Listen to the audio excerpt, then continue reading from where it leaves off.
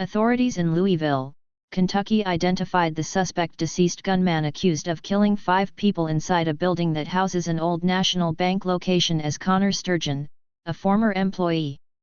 The shooting happened around 8:30 a.m. and officers that responded within minutes encountered the suspect, who was still firing shots, according to Louisville Metro Police Department Chief Jacqueline Guinville-Roel. Sturgeon, 25, who live-streamed the deadly event, was armed with a rifle and killed by police, she said. Authorities initially said Sturgeon was 23 years old before disclosing his correct age.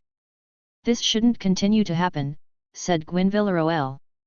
"Evil cannot take over our city."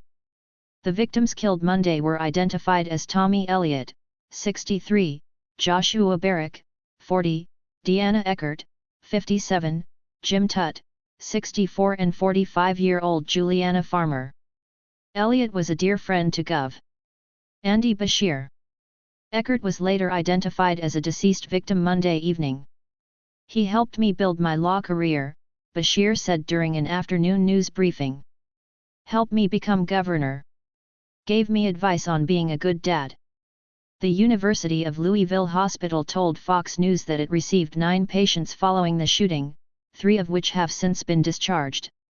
The officer injured was identified as Nicholas Wilt, who underwent brain surgery after he was shot in the head.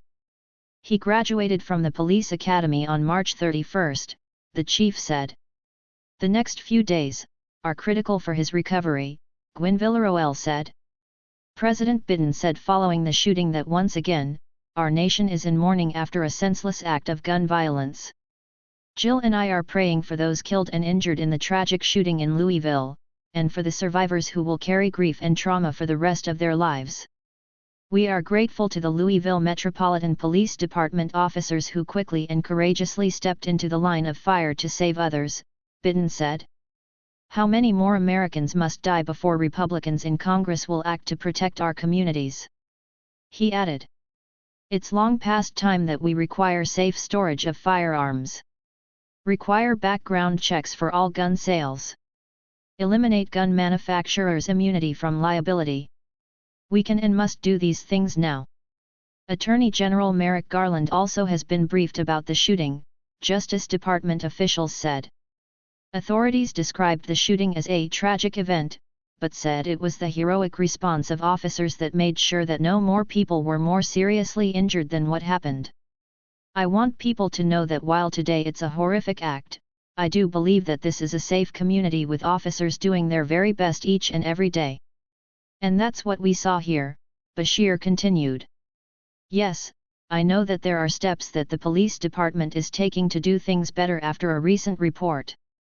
But we certainly saw, I think, the very best from them today. And I want to thank them and all our other law enforcement officers for responding and doing their best to try to save some of my friends and many others." Images taken in the area showed a police officer with his weapon drawn. Agents from the Bureau of Alcohol, Tobacco, Firearms and Explosives, ATF, also were photographed at the scene. The FBI's Louisville office tweeted that its special agents have responded to the scene of this morning's shooting in downtown Louisville and are assisting our law enforcement partners. Old National Bank said in a tweet that in response to the tragic shooting this morning at our Preston Point location in downtown Louisville, members of the Old National Bank executive team, including CEO Jim Ryan, are en route to Louisville.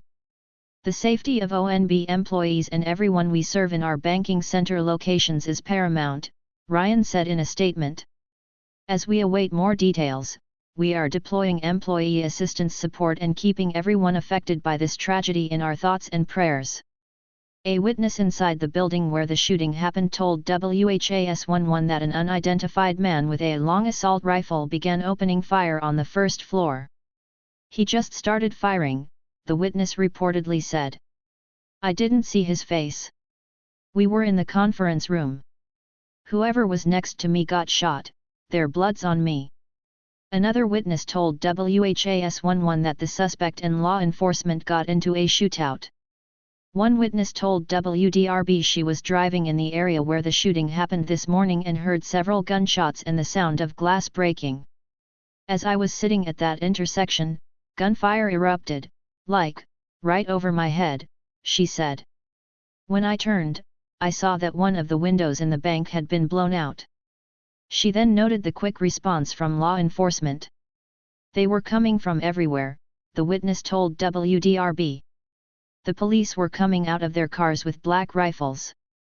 I just ducked in my car and waited there.